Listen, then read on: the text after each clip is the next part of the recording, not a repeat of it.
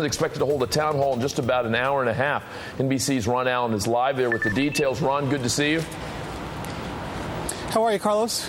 Ron, so apparently there's fairly significant, almost disturbing news. Let us know what's happening there in New Hampshire. Well, things are peaceful. There are perhaps several thousand people here in front of the high school, and they are lining the road up to the high school. People for health care reform, for lack of a better way of describing them, on one side, people against it on the other side. Things are very, very orderly. But let me clear up one thing. There is a man in the crowd who has a gun, a handgun strapped on his lower leg. And I asked the chief of police about this. The chief of police says that it is legal for him to have the gun as long as it is not concealed. It's a registered weapon, and what's more, the man is on private property, a church ground there at the end of the roadway, and the church has apparently given him permission to be there. The police are obviously keeping a close eye on this man, and they're not going to let him get anywhere near the president, and I suspect that he won't be here by the time the president gets here in just a couple of hours' time.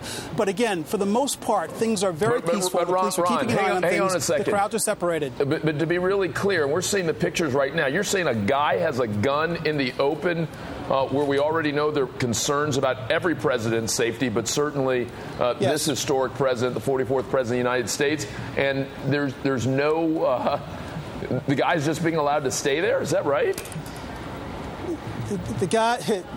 The chief of police here, I just asked him because I was amazed by this too, but apparently the law allows this man to be here as long as the gun is not concealed. It is registered to him apparently, and he's on private property, this church ground. There's a church right at the top of the roadway that leads into the high school, and the chief of police said that the church has given this man permission to be there.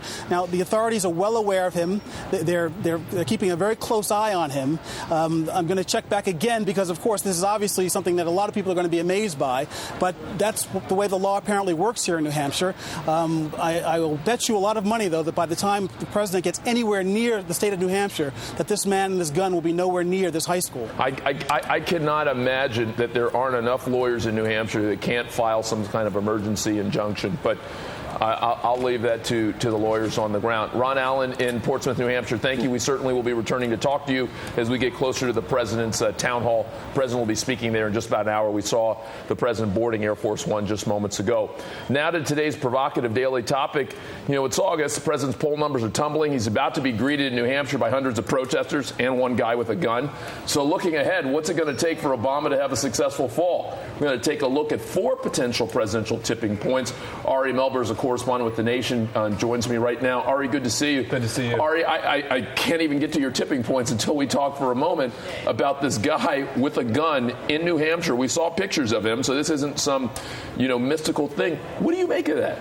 I think it's really odd. I mean, when I traveled on then Senator Obama's campaign plane, there were tremendous clearinghouse services. I mean, we would go in hours before and everything would be sniffed by dogs, and they had tremendous authority, as best I could tell being there, that the Secret Service working with local authorities to sweep, to clear, to remove people. Forget holding a gun. The service would work with local authorities to tell people you're too close to the facility, the president's coming in several hours later. So this struck my ear as odd. I don't know whether the law in New Hampshire is somehow different. Gene Chatsky, I'll tell you what I think. I was disturbed when I saw President Bush in Iraq and saw a guy have enough time to take one shoe and throw it in him and then a second shoe. And I said, I don't care where you stand politically. I don't want the president of the United States being in such a position that some guy has enough time to take 2 shoes and throw them at point-blank range.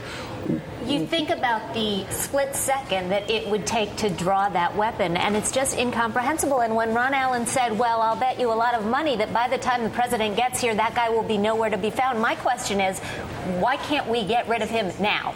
And not only that, I've got to be concerned, and I think everyone's got to be concerned. I mean, yesterday I had my daily editorial, the C-Note, and I said that I had some concern about language. I love that we're doing the town halls. I love that they're spirited. I love that people are voicing strong opinions, but I thought that in some cases we were crossing the line, and my concern was that words could turn into actions, and those actions in some cases could be violent.